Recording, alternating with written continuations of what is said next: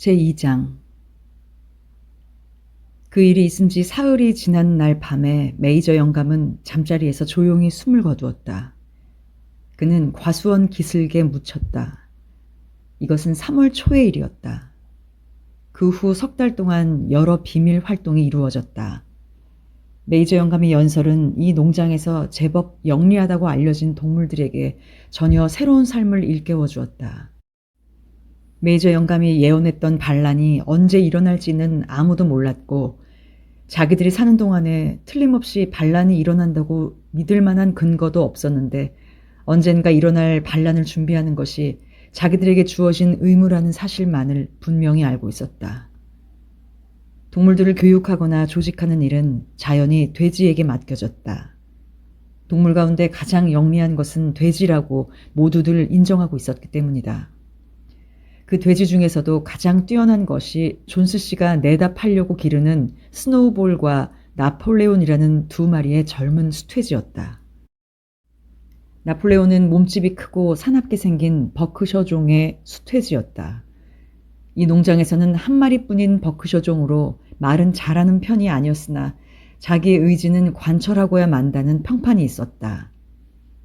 스노우볼은 나폴레온보다 쾌활하고 말도 잘하고 재능도 있었지만 나폴레온과 같이 밀어붙이는 힘이 부족하다는 평판이었다. 그 밖에 수퇴지는 전부가 식용돼지였다. 그 가운데 가장 이름이 알려진 것은 스퀼러라는 통통하게 살찐 돼지로 둥그런 볼과 반짝이는 눈, 민첩한 동작과 날카로운 목소리의 소유자였다.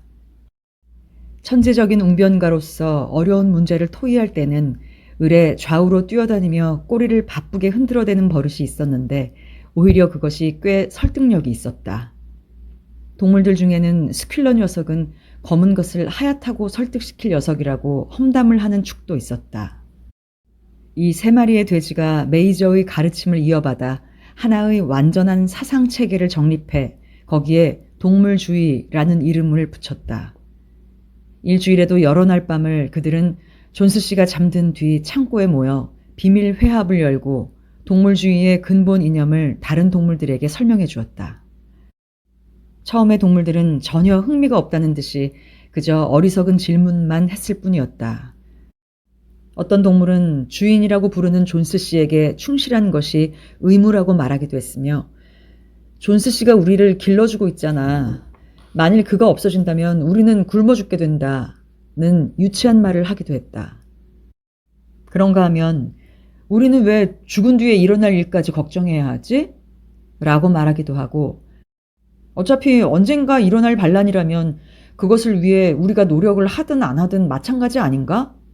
라고 묻기도 했다. 그래서 돼지들은 무던히도 애쓰며 그런 생각은 동물주의 정신에 위배된다는 것을 납득시켰다. 가장 어리석은 질문을 한 것은 흰 앞말 몰리였다. 몰리가 스노우볼에게 던진 첫 질문은 반란이 일어난 뒤에도 설탕이 있을까요? 라는 것이었다. 없소. 스노우볼이 딱 잘라 대답했다. 이 농장에는 설탕을 만드는 설비가 없으니까. 그리고 설탕 따위는 필요 없소. 귀리나 건초를 실컷 먹을 수 있을 테니. 그럼 그때도 내 갈기에다 리본을 맬 수 있을까요? 몰리가 다시 물었다. 동무, 스노우볼이 말했다. 당신이 그토록 소중하게 여기는 그 리본은 노예의 표지요. 자유가 리본보다 더 귀중하다는 것을 모르는 모양이군. 몰리는 대충 알아듣긴 했지만 속 시원히 이해한 것 같진 않았다. 돼지들은 길들인 갈 가마귀 모제스가 퍼뜨리는 헛소문을 수습하느라 진땀을 뺐다. 존스 씨가 유달리 귀여워하는 모제스는 첩자이고 고자질쟁이였지만 그의 말솜씨 또한 뛰어났다.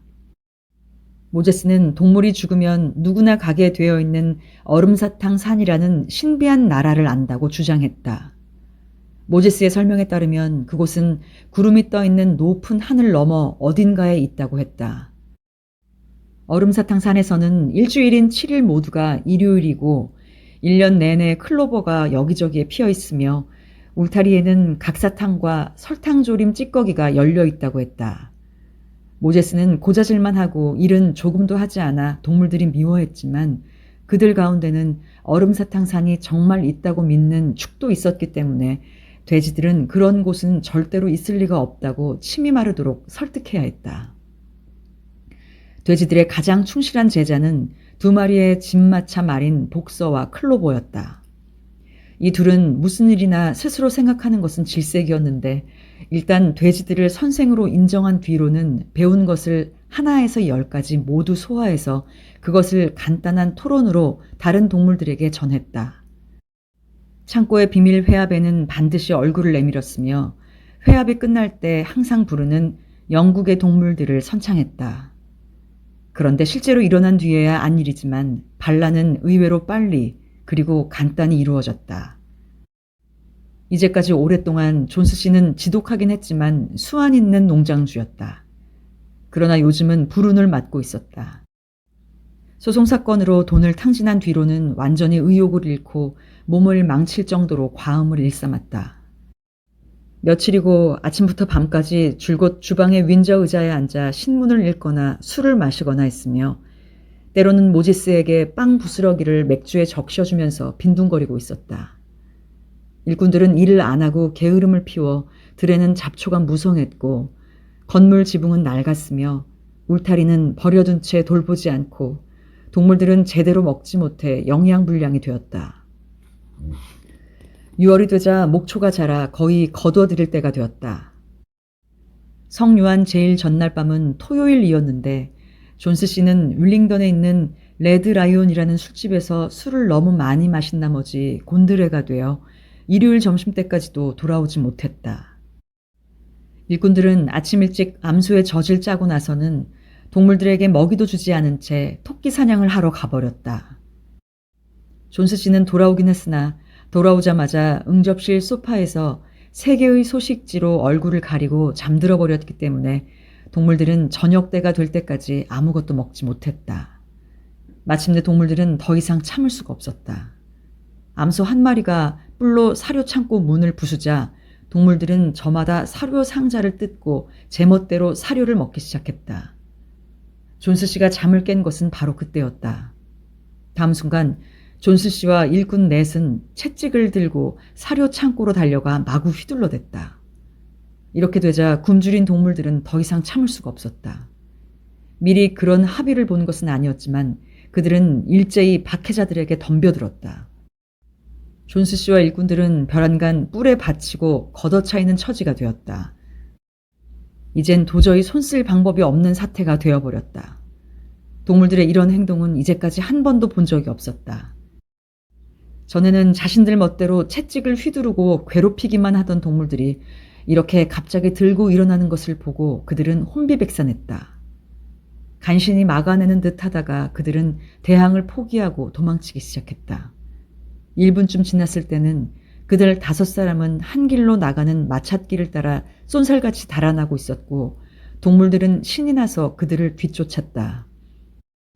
침실 창문으로 내다보던 존스 부인은 사태를 알아차리고 서둘러 여행 가방에 몇 가지 일상용품을 챙겨 넣고는 다른 길로 눈치채지 않게 농장을 빠져나갔다. 모제스는 회에서 날아올라 깍깍하고 울어대면서 부인의 뒤를 따라 날아갔다. 한편 동물들은 존스와 그 일당을 한 길까지 내몰고 나서 썩 꺼지라는 듯이 5개의 가로대로 만든 문을 쾅 하고 닫아버렸다. 이와 같이 동물들 자신도 영문을 모른 채 반란은 순조롭게 성공했다. 존스는 추방당하고 장원 농장은 동물들의 것이 되었다. 처음 몇 분 동안은 동물들도 자신들의 행운을 거의 믿을 수가 없었다. 그들이 취한 첫 행동은 혹시 농장에 숨어 있을지도 모를 인간을 찾아내기라도 하려는 듯이 떼지어 농장 구석구석을 뒤지고 뛰어다니는 일이었다. 그러고는 농장 건물로 되돌아와 존스가 지배하던 꺼림칙한 마지막 잔재를 깡그리 없애기 시작했다. 마구간 귀퉁이에 있는 마구 창고를 부수고 제갈, 콧뚜레, 개주를 비롯해 존스 씨가 돼지나 양을 거세할 때 쓰던 잔인한 칼 따위를 모두 우물 속에 던져버렸다. 곱비, 굴레, 눈가리개, 굴욕적인 꼴망태도 마당에서 잡동사니를 태우는 모닥불 속에 던져버렸다. 채찍도 불 속에 던져버렸다. 채찍이 지글거리며 타오르는 것을 보자 동물들은 모두 기쁨에 넘쳐 춤추었다.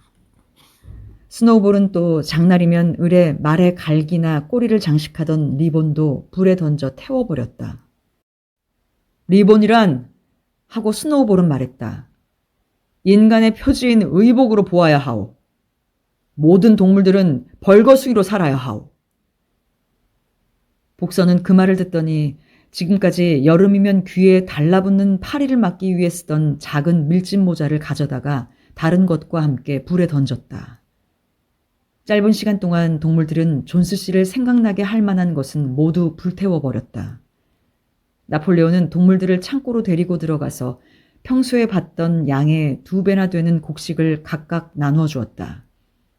또 개에게는 비스킷을 2개씩 나눠 주었다. 그러고 나서 그들은 영국의 동물들을 처음부터 끝까지 연달아 7번이나 부른 다음 밤이 깊어지자 잠자리에 들어 여지껏 느껴보지 못했던 포근한 잠에 빠져들었다. 그러나 동물들은 이튿날 새벽이 되자 여느 때처럼 눈을 떴다. 그러고는 문득 어제의 그 영광스러운 일을 떠올리곤 모두 함께 목장으로 달려나갔다. 목장으로 가는 도중에 농장을 거의 한눈에 내다볼 수 있는 나지막한 언덕이 있었다. 동물들은 그 언덕 꼭대기로 뛰어올라가 밝은 아침 햇살을 받으며 주위를 둘러보았다. 그렇다.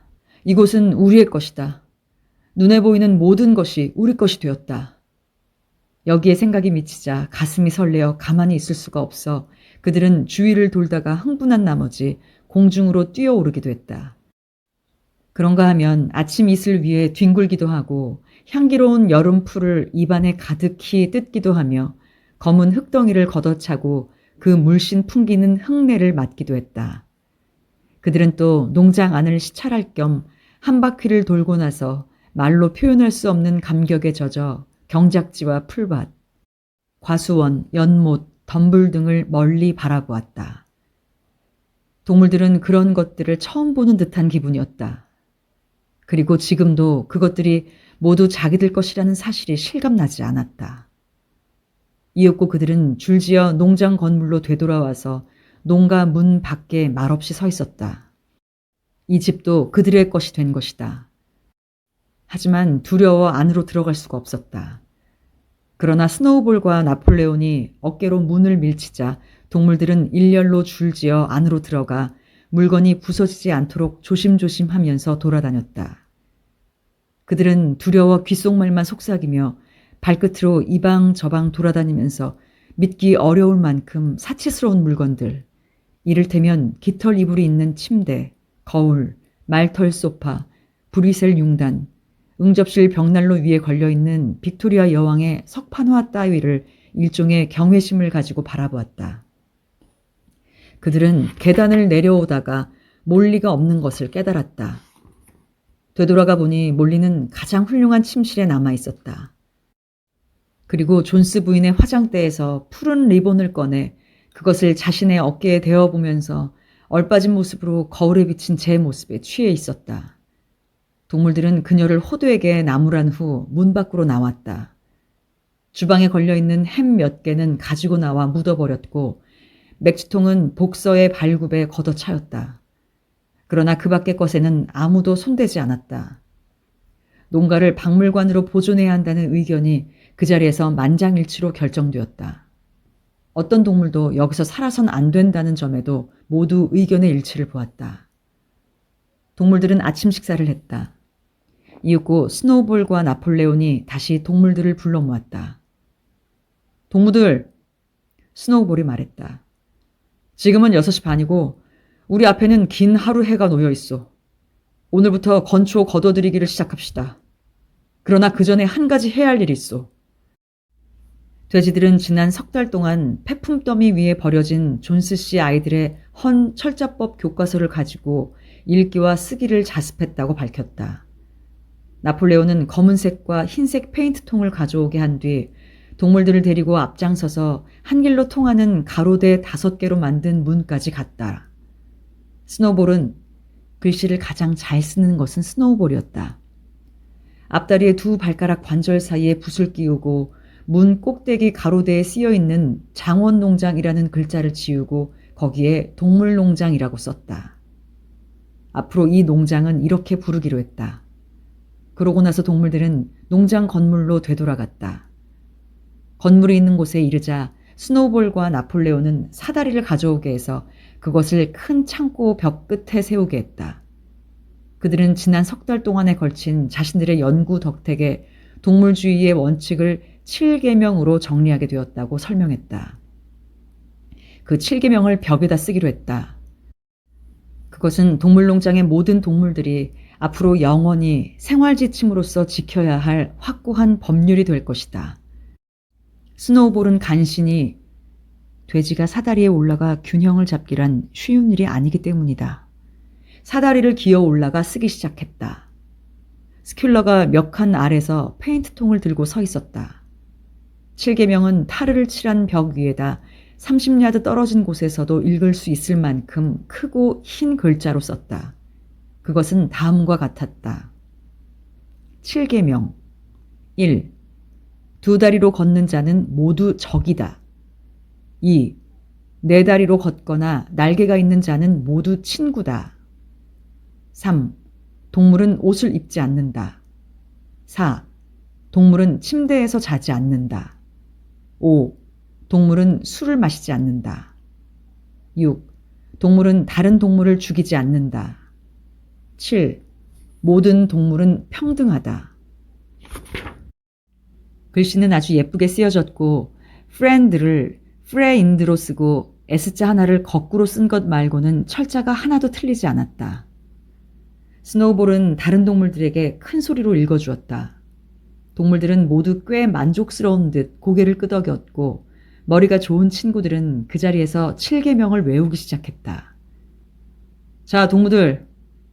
스노우볼은 페인트붓을 내던지면서 말했다. 건초밭으로 갑시다. 우리의 명예를 걸고 존스나 그 일꾼들보다 더 빨리 거두어들이기로 합시다. 그런데 바로 그때 아까부터 불편해 보이던 암소 3마리가 매 하고 큰 소리를 질렀다. 24시간이나 젖을 짜지 않아 그야말로 젖이 당장 터져버릴 듯이 부풀어 있었다. 잠시 생각하더니 돼지들은 양동이를 가져다 대고 꽤 능숙하게 암소 젖을 짜주었다. 왜냐하면 돼지의 앞다리는 젖을 짜기에 안성맞춤이었기 때문이다. 금방 거품이 이는 크림과 같은 우유를 5양동이나 짰다. 그리고 많은 동물들이 재미있다는 듯이 그 우유를 지켜보고 있었다. 이렇게 많은 우유를 어떡할 거요? 누군가 물었다. 존스는 가끔 우리들 먹이에 그 우유를 조금씩 섞어주었는데. 어느 암탉이 말했다.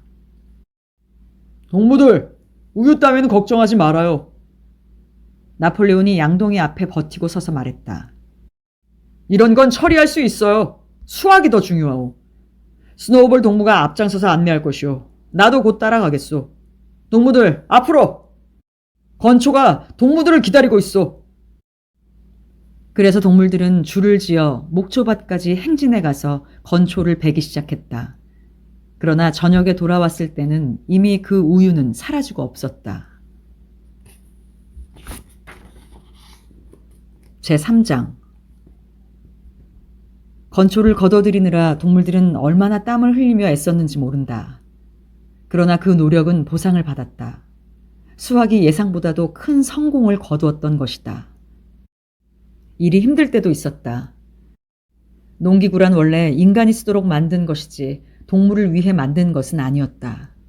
따라서 뒷발로 서지 않으면 쓸 수 없는 기구도 있어 그런 기구는 쓸 재간이 없었다. 그래서 그것이 커다란 장애가 되었다. 그러나 돼지들은 워낙 영리해 어려움이 닥칠 때마다 타게 하는 방법을 생각해냈다. 말들만 하더라도 그들은 밭을 구석구석까지 너무나 잘 알고 있어서 풀을 베거나 긁어 모으는 일은 오히려 존스나 그의 일꾼들보다도 더 잘 해냈다. 돼지들은 일을 직접 하지는 않고 다른 동물들을 지휘하고 감독했다. 훌륭한 지식을 갖추고 있으니 주도권을 행사하는 것은 당연했다. 복서와 클로버는 늘 재촉이나 썰애를 끌고, 물론 이젠 재갈이나 곱비도 필요 없었지만 힘찬 발걸음으로 꾸준히 몇 번이고 밭을 돌아다녔다. 돼지 한 마리가 줄곧 그 뒤를 따라다니면서 때로는 이라 우와 하고 소리쳐 주었다. 그리고 동물들 모두 빠짐없이 참가해 건초를 베고 걷어들이는 일에 온 힘을 기울였다. 오리와 닭까지도 하루 종일 햇빛을 받고 오가며 부리로 작은 다발을 물어 날았다. 마침내 동물들은 존스나 그의 일꾼들보다도 이틀이나 빨리 건초를 걷어들일 수 있었다. 게다가 그 수확량 또한 이 농장에서는 일찍이 볼 수 없었던 막대한 양이었다. 낭비라고는 하나도 없었다. 닭과 오리가 그 밝은 눈으로 마지막 한 입까지도 버리지 않고 주워 모았던 것이다. 뿐만 아니라 농장에 사는 동물들은 누구를 막론하고 단 한 입도 남몰래 먹지 않았다. 여름 내내 작업은 규칙적으로 진행되었다. 동물들은 예전 같으면 생각도 못했을 행복을 맛보았다. 한 입 한 입 먹는 먹이가 몸 안 속속들이 흐뭇함과 기쁨을 느끼게 했다. 그 먹이는 인색한 주인이 감질나게 조금씩 주는 것이 아니라 자신들을 위해 스스로 땀 흘려 만든 진정한 자신들의 먹이였던 것이다. 쓸모없는 기생충 같은 인간들이 없어지자 각자에게 돌아오는 식량의 몫이 더 많아졌다. 또 동물들로서는 일찍이 누리지 못했던 여가도 많아졌다. 그런가 하면 그들은 어려움도 한둘이 아니었다. 이를테면 그 해가 저물어갈 무렵 곡식을 거두어들일 때는 농장에 탈곡기가 없어서 옛날과 다름없이 발로 밟아 탈곡을 하고 후후 불어 알곡을 가려내야 했다. 그러나 영리한 돼지들과 튼튼한 복서 덕택에 언제나 잘 극복해낼 수 있었다. 복서는 모든 동물들의 칭송의 대상이 되었다. 존스 시대부터도 부지런한 일꾼이었지만 요즘에는 흡사 말 3마리의 몫의 일을 하는 것처럼 보였다. 농장 안의 모든 일이 그의 늠름한 어깨에 걸려있는 것처럼 느껴지는 날도 있었다. 언제나 가장 어려운 일을 떠맡아 아침부터 밤까지 씨름했다. 그는 아침에 다른 동물들보다 30분 일찍 깨워달라고 수탉 한 마리에게 부탁해두고 언제나 일과가 시작되기도 전에 자발적으로 나서서 가장 어려운 일을 해치우곤 했다. 아무리 어려운 문제에 부닥쳐도 아무리 큰 장애가 나타나도 내가 좀 더 일하면 된다고 그는 입버릇처럼 말했는데 사실 그는 이 말을 자신의 좌우명으로 삼고 있었다. 그러나 모든 동물은 각자의 능력에 따라 일했다. 예를 들어 닭과 오리는 수확 때 부지런히 흩어진 이삭을 주워 모아 5부쉘 정도의 낭비를 없앴다. 훔치는 자도 없거니와 먹이를 적게 준다고 불평하는 자도 없었다. 옛날에는 흔히 벌이던 싸움질이나 서로 물어뜯거나 시샘하는 일이 아예 자취를 감춰버렸다. 어느 누구도 이를 게을리하지 않았다. 아니, 거의 아무도 이를 피하는 자가 없었다고 하는 편이 나을지도 모른다. 사실 몰리는 아침 일찍 일어나지 못했다. 그리고 발굽에 돌이 끼었느니 어쨌느니 구실을 대고는 일찌감치 일을 끝내는 버릇이 있었다. 또 고양이도 좀 야릇하게 굴었다. 무슨 할 일이 생길 때마다 고양이가 보이지 않는다는 사실을 깨달았다. 그녀는 몇 시간이고 계속 모습을 감췄다가는 식사 시간이나 저녁 일이 끝난 뒤에 슬며시 시치미를 떼며 나타나곤 했다. 그러나 언제나 그럴듯한 구실을 대며 아주 다정하게 그르렁댔으므로 모두들 그녀에게서 아기를 찾아볼 수가 없었다. 당나귀 벤자민 영감은 반란 후에도 전혀 달라진 것이 없었다. 초과 근무를 피하는 것도 아니고 그렇다고 자진해서 일을 떠맡고 나서지도 않았다. 존스 시대와 다름없이 느리고 고집스럽게 일할 따름이었다. 반란과 그 결과에 대해 그는 아예 비판하는 말을 하지 않았다. 존스가 없어져서 전보다 행복하지 않느냐는 질문을 받으면 그는 그저 당나귀란 오래 살거든. 자네들 가운데 누가 당나귀가 죽는 것을 본 적이 있나?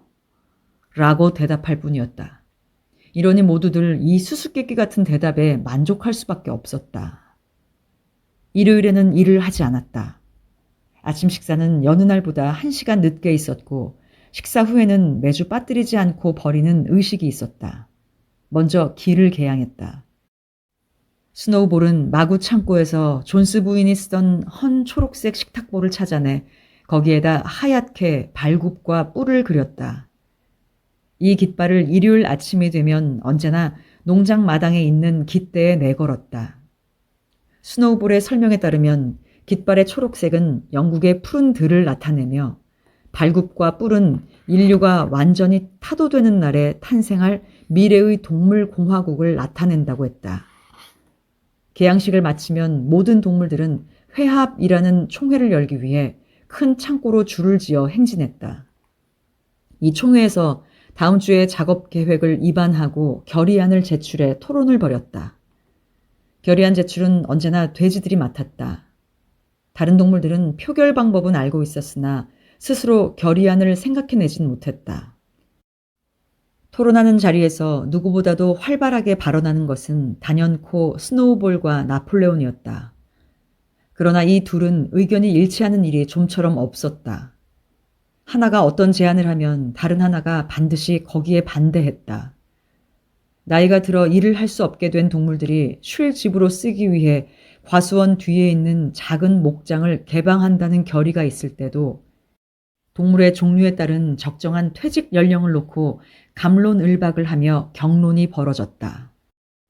회합은 언제나 영국의 동물들의 재창으로 끝이 났고 오후에는 오락 시간이 주어졌다. 돼지들은 마구 창고를 자신들의 본부로 삼았다. 그리고 밤이 되면 농가에서 가져온 책을 보며 대장장의 일이나 목수일 또는 그 밖에 필요한 기술을 배웠다. 스노우볼은 또한 다른 동물들을 조직해서 그가 말하는 동물위원회를 만드느라 분주했다. 이 일을 추진함에 있어 그는 정말 끈기가 있었다. 그는 읽고 쓰기 교실을 개설하는 외에 암탉들을 위한 산란위원회나 암소들을 위한 꼬리청결연맹, 그리고 야생동지 재교육위원회나 양들을 위한 양모 하얗게 만들기 운동 등 여러 가지 조직을 만들었다. 그러나 이러한 계획은 거의가 실패로 끝났다. 예를 들어 야생동물 교화를 위한 시도는 얼마 가지 않아 좌절되었다. 그들의 행위는 전과 조금도 달라진 것이 없었으며 관대하게 대해주면 그저 그 관대함이나 이용할 뿐이었다. 고양이는 재교육위원회의 일원으로서 며칠 동안은 꽤 적극적이었다. 어느 날은 지붕 위에 앉아서 손이 닿을락말락한 곳에 앉아있는 참새들 몇 마리와 이야기를 하고 있었다.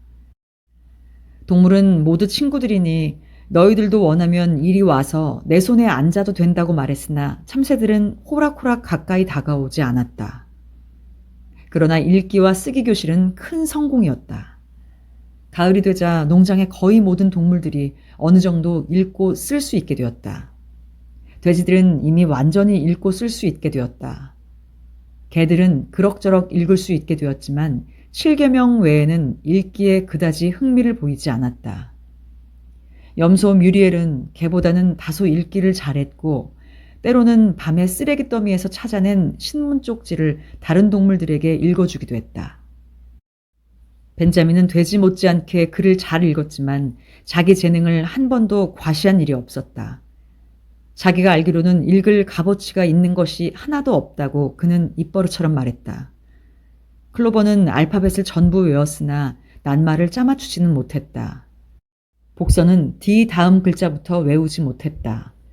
그는 커다란 발굽으로 땅 위에 A, B, C, D까지는 썼지만 그 다음 글자부터 기억해내지 못해 무척 애를 썼다. 귀를 뒤로 젖히기도 하고 때로는 앞머리를 흔들기도 하면서 글자를 뚫어지게 바라보았으나 끝내 실패하고 말았다.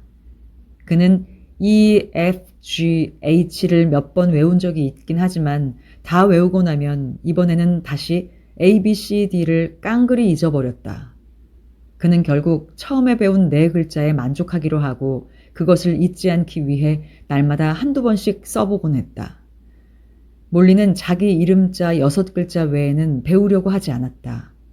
그녀는 작은 나뭇가지로 6글자를 맞춰놓고는 거기에 한두 송이의 꽃을 꽂은 다음 스스로 도취되어 그 주위를 빙빙 돌곤 했다. 그 밖의 다른 동물들은 모두 A자 이상은 배우지 못했다. 또 양, 암탉, 오리와 같이 머리가 나쁜 동물들은 7계명도 외우지 못한다는 사실을 알게 되었다. 이리저리 궁리한 끝에 스노우볼은 7계명을 네 다리는 좋고 두 다리는 나쁘다는 하나의 격언으로 줄이겠다고 선언했다. 그는 이 격언에 동물주의의 근본 원리가 내포되어 있다고 주장했다. 누구든지 그 뜻을 잘 이해하기만 하면 인간의 영향을 받지 않아도 된다고 했다. 처음에는 새들이 이의를 제기했다. 왜냐하면 자신들도 두 다리가 아닐까 하는 기분이 들었기 때문이다. 그러나 스노우볼은 그렇지 않다고 설명해 주었다. 동무, 새의 날개는 앞으로 나아가기 위한 기관이지 도구가 아니오. 따라서 그것은 다리로 보아야 하오. 인간의 분명한 특징은 그 손에 있는데 그것이 온갖 나쁜 짓을 다하는 도구란 말이오. 새들은 스노우볼의 긴 말의 뜻은 알 수 없었으나 그 설명을 받아들였다. 그리고 우둔한 동물들은 그 새 격언을 열심히 외우기 시작했다. 네 다리는 좋고 두 다리는 나쁘다는 글을 큰 창고 벽 끝에 쓴 7계명 위에 좀 더 큰 글자로 써놓았다. 양들은 이 격언을 일단 외우게 되자 마음에 쏙 들어했다. 그리고 풀밭에서 뒹굴며 놀 때도 양들은 늘 매거리면서 네 다리는 좋고 두 다리는 나쁘다. 네 다리는 좋고 두 다리는 나쁘다를 외치기 시작하더니 실증도 내지 않고 몇 시간이고 끝없이 되풀이했다. 나폴레온은 스노우볼의 위원회에 전혀 흥미가 없었다. 그는 이미 어른이 된 친구들에게 무엇을 해주기보다는 어린 세대를 교육하는 쪽이 더 중요하다고 주장했다. 마침 건초를 다 거둬들인 후에 암캐 제시와 블루벨이 튼튼한 새끼를 모두 9마리나 낳았다. 강아지들이 젖을 떼자마자 나폴레온은 그들의 교육은 자기가 맡겠다면서 곧 어미에게서 그들을 데려갔다. 그리고 그들을 마구 창고에서 사다리를 놓아야만 오를 수 있는 다락에다 두고 완전히 격리시켰기 때문에 다른 동물들은 이내 그들의 일을 잊어버렸다.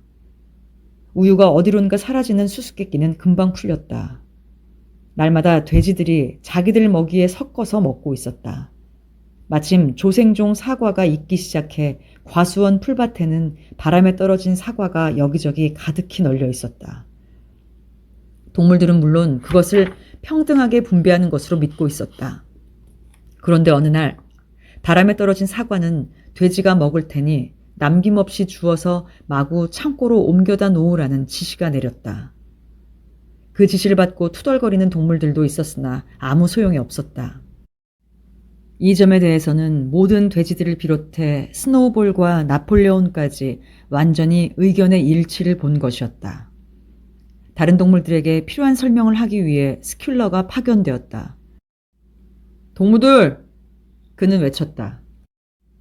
동무들은 설마 우리 돼지들이 이기심이나 특권의식에서 우유와 사과를 독차지했다고는 생각하지 않겠죠? 사실 우리는 거의가 우유와 사과를 아주 싫어하오. 나 역시 싫어하오. 그렇게 싫어하는 것을 먹는 목적은 오직 하나, 건강을 유지하기 위해서요. 우유와 사과는 동무들, 이것은 과학이 잘 증명하고 있어. 돼지의 건강에 절대로 빠뜨릴 수 없는 성분을 포함하고 있어. 우리 돼지들은 두뇌 노동자들이요. 이 농장의 운영과 조직이 모두 우리에게 달려 있어. 우리는 항상 여러분의 복지를 걱정하고 있는 것이요. 그래서 우리가 우유를 마시고 사과를 먹는 것은 오직 여러분을 위한 것이요. 만일 우리 돼지가 그 의무를 이행하지 못한다면 어떤 사태가 벌어질지 여러분은 알고 있어? 존스가 돌아올 것이요. 그래요. 틀림없이 존스가 다시 돌아올 것이요. 그래도 됩니까, 동무들? 스큘러는 이리저리 뛰어다니고 꼬리를 흔들면서 거의 간청하다시피 부르짖었다. 여러분 중에서 존스가 돌아오기를 바라는 자는 아무도 없겠지요? 동물들이 확신할 수 있는 일이 하나 있다면 그것은 존스가 돌아오지 않기를 바라는 것이었다. 그들에게 이런 식으로 말하자 그들은 더 이상 아무 말도 못했다. 돼지들의 건강이 얼마나 중요한가 하는 것은 너무도 분명한 일이었다. 그래서 동물들은 더 이상 이러쿵저러쿵 따지지 않고 우유와 바람에 떨어진 사과를, 또 사과가 익으면 그 수확한 사과도 모두 돼지들만이 먹도록 승인했다. 제4장. 여름이 끝날 무렵쯤에는 동물농장에서 일어난 일이 주의 절반에 이르는 지역에 퍼졌다. 스노우볼과 나폴레온은 이웃 농장의 동물들과 어울려 그들에게 반란을 일으킨 이야기를 해주고 영국의 동물들 노래를 가르쳐주라고 날마다 여러 쌍의 비둘기를 날려보냈다. 존스 씨는 이 무렵 줄곧 윌링던의 레드라이온 술집에 축치고 앉아 들어주는 사람만 있으면 누구든 붙잡고 하찮은 동물 집단에게 자기 농장에서 쫓겨나는 터무니없는 꼴을 당했다고 하소연했다. 다른 농장주들은 거의가 동정은하면서도 처음에는 그를 위해 발벗고 나서서 도와주진 않았다. 그들은 모두 은근히 존스의 재난을 자신에게 유리하도록 이용할 수 없을까 궁리하고 있었다. 다행히 동물농장과 이웃해 있는 두 농장주들은 오래전부터 사이가 좋지 않았다. 한쪽은 폭스우드라고 했는데 드넓긴 하나 제대로 정리가 안 된 구식 농장으로 대부분이 숲으로 뒤덮여 있는 데다가 목초지는 척박하고 울타리도 엉성해 보였다. 농장 주인 필킹턴 씨는 무사 아니라고 세상 물정의 어두운 지주로 철 따라 낚시질과 사냥으로 세월을 보내고 있었다. 또 한쪽은 핀치필드라는 농장으로 조금 작은 농장이지만 정리가 잘 되어 있었다. 주인 프레데릭 씨는 고집이 세고 빈틈없는 남자로 1년 내내 소송 사건에 휩싸여 있었으며 까다로운 거래를 한다고 평판이 나 있었다. 이 두 사람은 서로를 몹시 미워해서 자기들의 이익을 도모하는 일에도 타협할 줄을 몰랐다.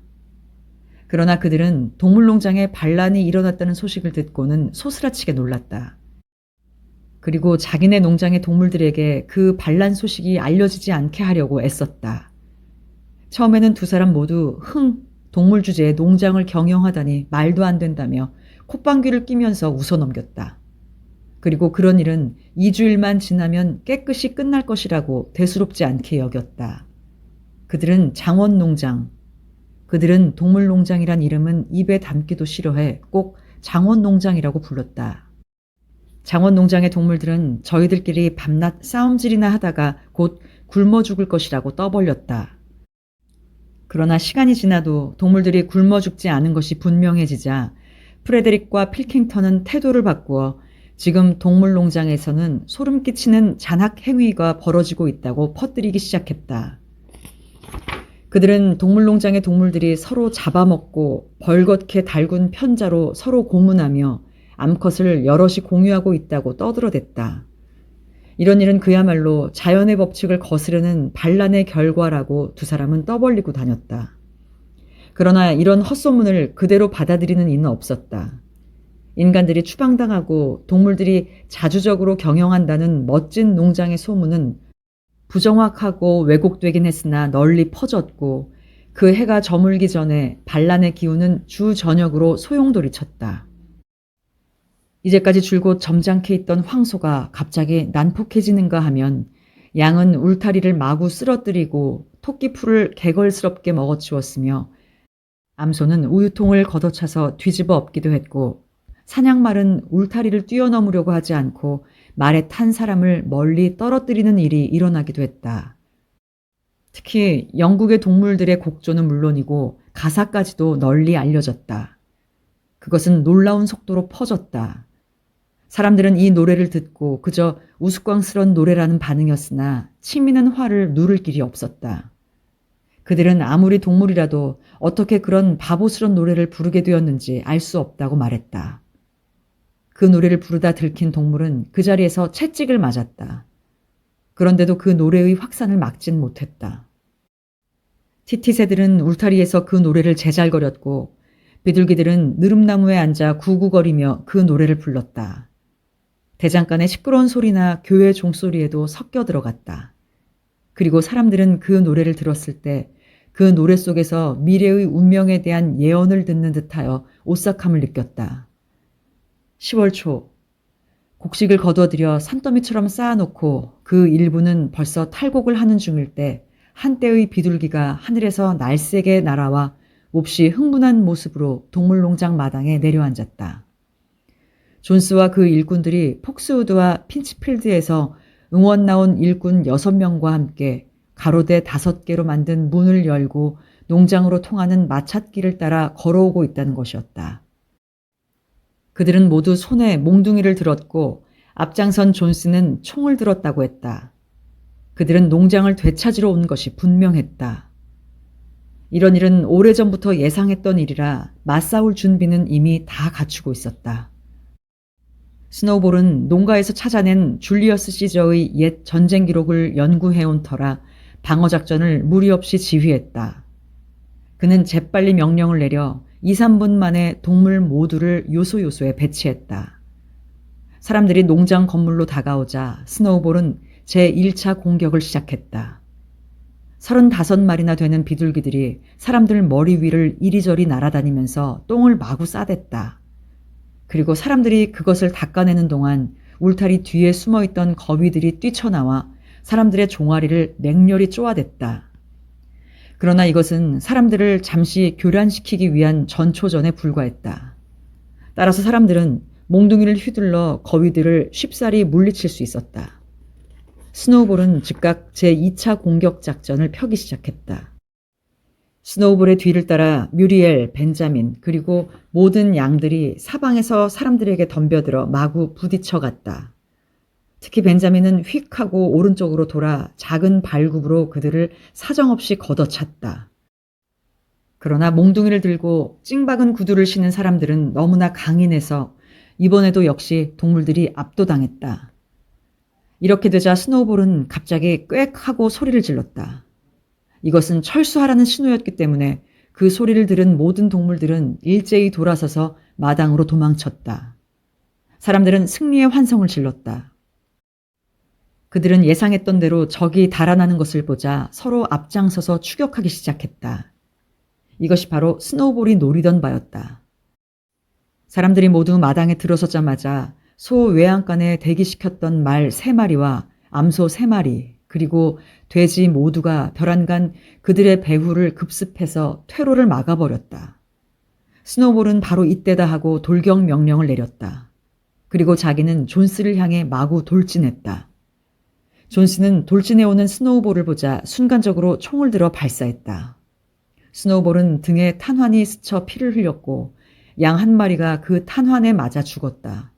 그 순간 스노우볼은 전혀 기죽지 않고 15스톤이나 되는 몸집을 존스의 다리에 힘껏 내던졌다. 존스는 똥더미에 나자빠지고 총은 공중으로 날아올랐다. 그러나 그런 와중에서도 가장 용감하게 싸운 것은 종마처럼 뒷다리로 서서 커다란 징을 박은 발굽으로 공격하는 복서였다. 복서는 폭스우드 농장에서 온 마부 소년의 정수리에 첫 일격을 가해 소년을 진창 속에 뻗게 만들었다. 이 광경을 본 몇몇 사람들은 몽둥이를 버리고 달아나려 했다. 사람들은 기가 꺾여 공포에 사로잡혔고 다음 순간 동물들은 힘을 합쳐 그들을 마당 안에서 몰고 다녔다. 사람들은 뿔에 받치고 걷어차이고 물리고 짓밟혔다. 농장 안의 동물들은 모두 저마다 마음 내키는 대로 인간에게 복수했다. 고양이까지도 지붕에서 갑자기 소머리꾼 어깨 위로 뛰어내려 그의 목에 깊은 발톱 자국을 내자 그는 비명을 지르며 달아났다. 달아날 길이 열리자마자 사람들은 이때라는 듯이 마당을 뛰쳐나가 한 길을 향해 쏜살같이 도망쳤다. 이렇게 해서 공격한 지 5분도 못 되어 사람들은 꼴사납게 오던 길로 후퇴하고 말았다. 거위떼들이 뒤에서 야유하며 줄곧 그들의 종아리를 쪼아대면서 추격했다.